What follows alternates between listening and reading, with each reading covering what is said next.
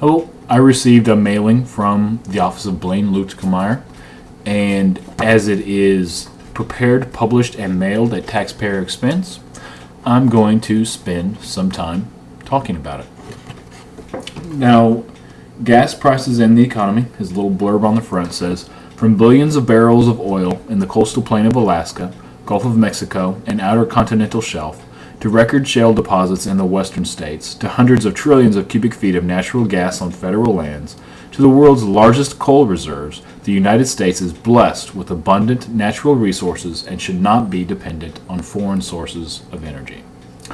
Now, let's take a look at that. The only natural resources Blaine Leutkemeyer and perhaps his fellow congressional Republicans care about are the fossil fuel natural resources.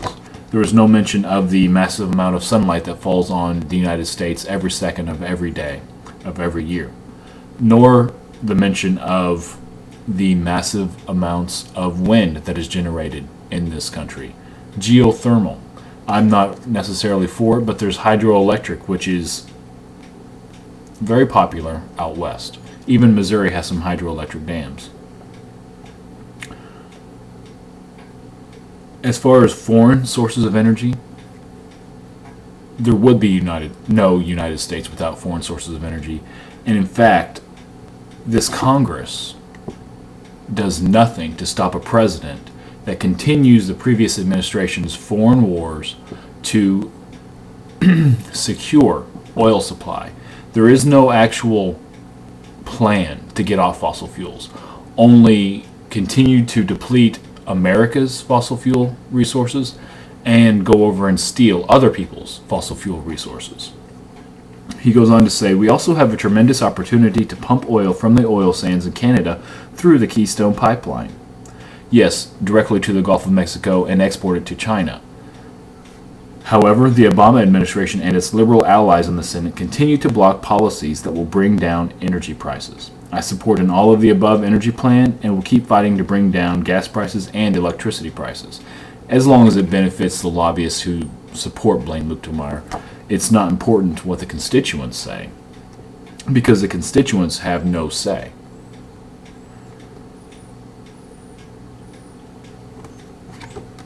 Now, on the backside, he sends some recent gas and economy legislation, and he says Blaine supports an all-of-the-above energy plan as long as it includes fossil fuels and has no far-sighted provisions whatsoever.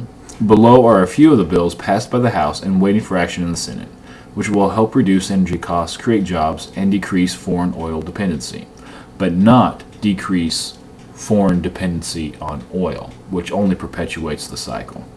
And to focus on just one of the many bills that Blaine Leutkemeyer supports in favor of gas and economic situations is House Resolution 910 or Senate Bill 482 called the Energy Tax Prevention Act, and it passed the House in April 7th, 2011.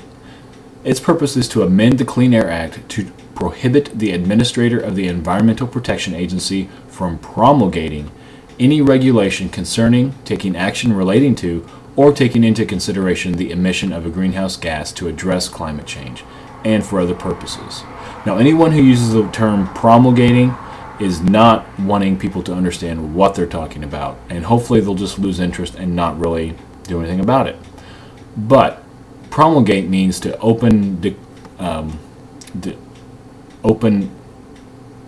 declare openly, there we go, to promote or to put into operation like a law or a decree of a court.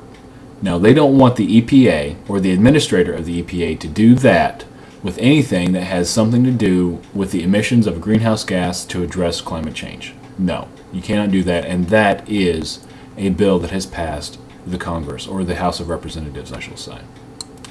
Now, this Energy Tax Prevention Act, which one might think is here to prevent taxes, goes on to describe the greenhouse gas.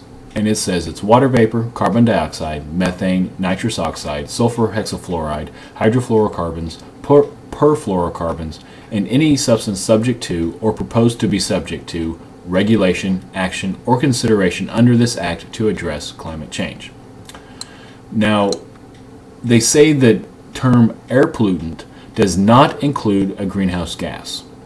Now, notwithstanding the previous sentence, such definition may include a greenhouse gas for purposes of addressing concerns other than climate change. Statutorily authorized federal research, development, demonstration programs, and voluntary programs addressing climate change are also supported by this bill.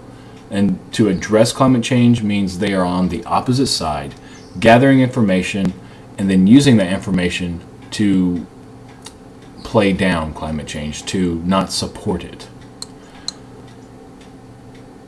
By issuing permits based on these deplorable standards, the government is permitting this ignorance to take place. Surely, something like putting the Gulf of Mexico Back to Work Act or the North American Made Energy Security Act is actually in the benefit of America, if one was to pay attention to the name. But if one actually look at this legislation, it has nothing to do with the American people, unless you consider American corporations to be people.